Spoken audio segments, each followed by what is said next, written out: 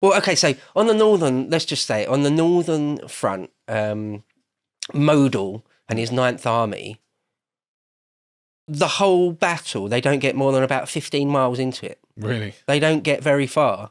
The lightning war just does not happen. Yeah, that's over. Yeah, just cut to the chase on that. Yeah. It's like, no. So the Soviets just stop them in their tracks, and it's this meat grinder. More or less stop them in their tracks. Okay. Like the first day doesn't go that well. They get like 3 or 5 miles on the first day. Yeah. And after like a week or two, they're no more than about 12, 15 miles into pushing down towards Kursk. And they will have taken tens of thousands of casualties, lost hundreds of tanks. Yeah. Like, this is just tragic, basically. Yeah. Because when they knew, where the Russians knew that the Nazis were going to start on the 5th of July, they knew almost to the hour they were going to start at, what was it, like 2 a.m. or 3 a.m. Zhukov orders a bombardment on the German jumping off points. Right. That's a disaster for the Germans. That's a I disaster. bet it is. They didn't know perfectly exactly everywhere, but their Let's educated take a few rough guesses. Their educated guesses were pretty damn good. Loads of Katyusha rockets. The bombardment was massive. Zhukov, who wasn't inclined to say this sort of thing at all, later said he felt sorry for them. Well, the thing is, right, I don't mean to laugh, but like you can see it from his perspective where it's like, right, so they've all massed like, huge numbers of things there. Well, what if we just bomb there? So, they weren't really expecting that. Yeah. But that's what happens when we can hear all of their communication. Yeah. Yeah. And the Lucy Spy ring out of Switzerland and the British in Bletchley Park understanding the Enigma machine encryption. We knew everything. We was telling them everything. Yeah. They had their aerial surveillance. They've got 500,000 men just right there. Yeah. It's like this coordinate. So. And that bombardment apparently was, again, one of the biggest ones in history up to that point. The whole sky from horizon to horizon lit up. I can imagine. The ground itself shaking. And by sunrise, their bombardment sort of died down and the German one started. And again, as fearsome, if not more fearsome. Again, the whole, from horizon to horizon, lit up with artillery.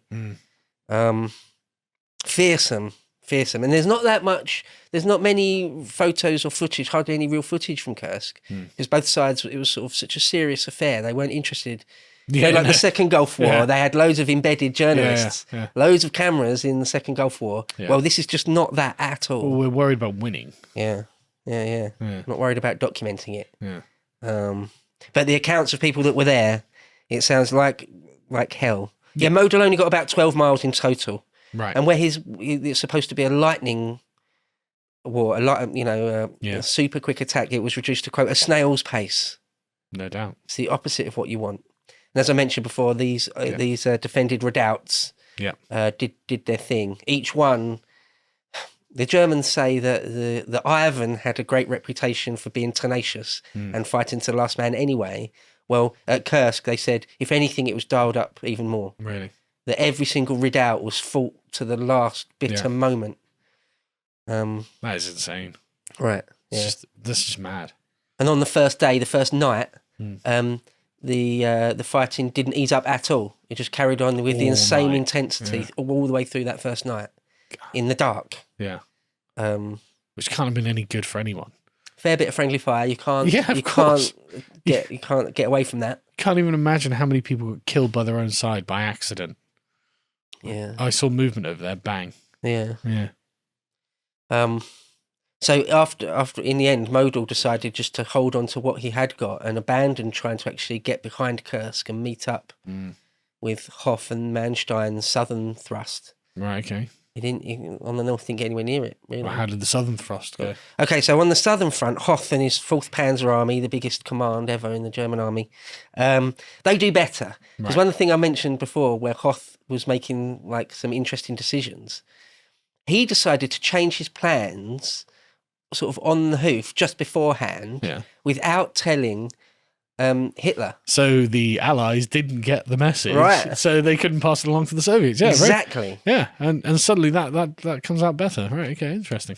So I don't know. I really don't know. I don't know if anyone knows whether Hoth suspected that there was a mole or a spy inside OKW or inside Hitler's upper echelons. I mean, did the Germans not have any suspicion really of the fact that they always know what we're doing? Like they must have not really, because what we'd quite often do is we'd get the intelligence and not act on it, right because that would give away the game. Right, yeah. So, for example, there's a bit in that film. What's the film? There's a film all about Bletchley Park. Anyway, in that they get and it's about Alan Turing. Have you seen it? Anyway, I haven't seen it. There's a bit in that where they get intelligence that a particular British battleship is being targeted and going to be blown up by a wolf pack in the Atlantic, and it's got one of their relatives on it. And they say, well, we're not going to tell the ship. We're not going to tell it. We're going to effectively let it get sunk. Yeah.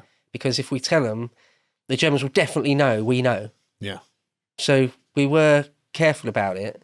But for whatever reason, because this is sort of a war-turning event, we just told the Soviets absolutely. You guys have to know this. Yeah. Because it was such a big one. Yeah. Okay, so Hoth changes his plans on the fly. Now, I don't know if Hoth sort of suspected or what, but that's what he did.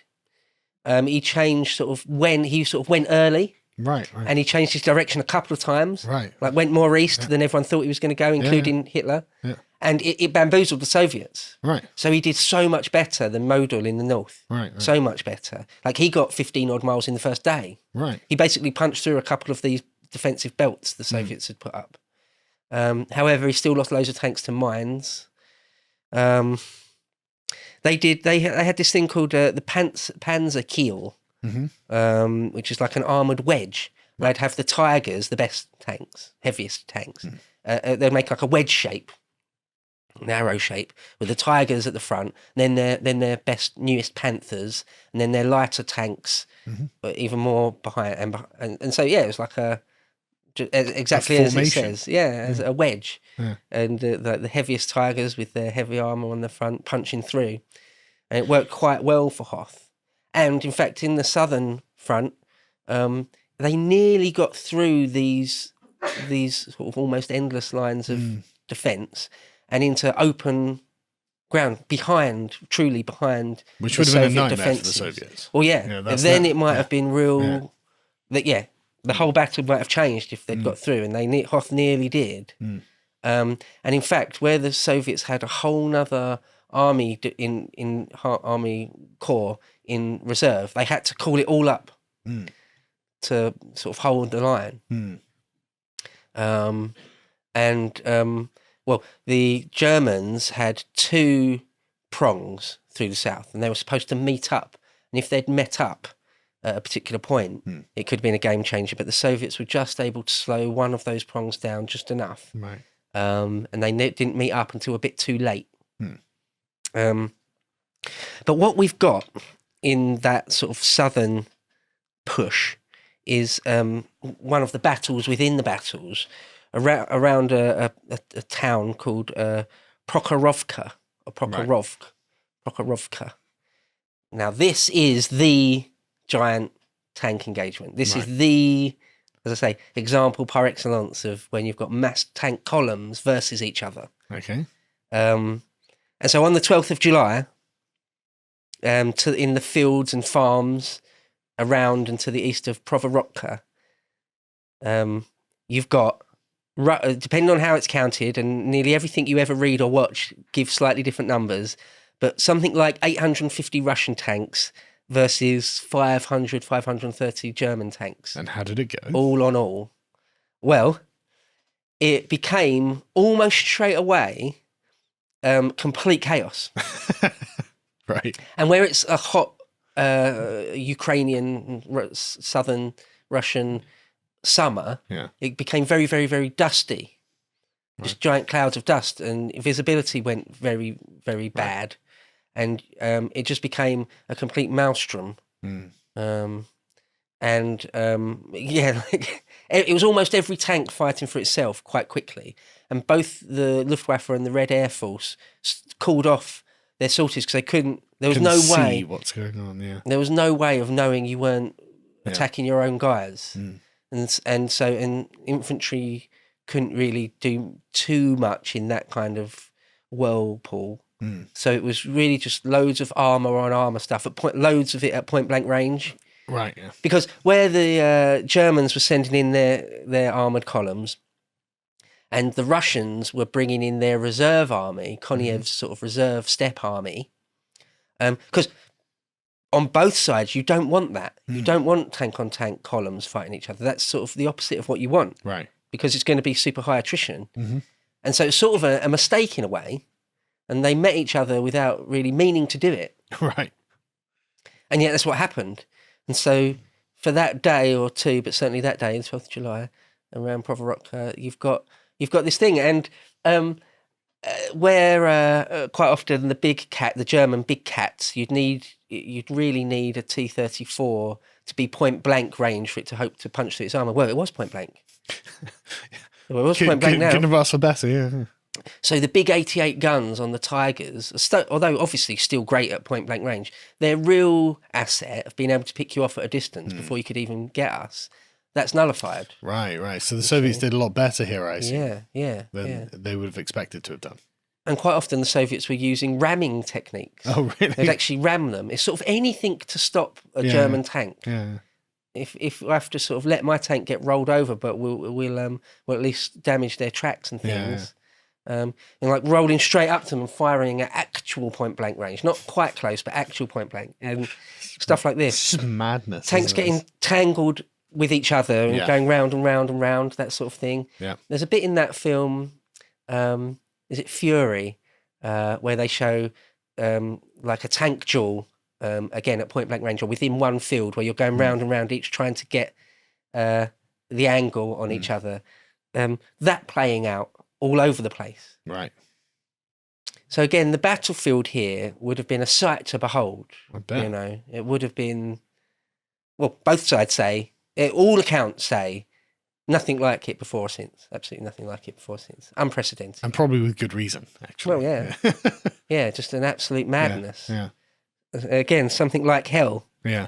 One of the things to mention is that the T-34 was a bit faster and a bit more manoeuvrable. And when you're doing this sort of thing, that makes a big difference. The Tigers, because when it comes down to speed and power, it's about your power to weight ratio, right? So you might have a massive engine, but if you're also really heavy, you don't go very far. So it's a power to weight ratio. It's like horsepower per ton, you know?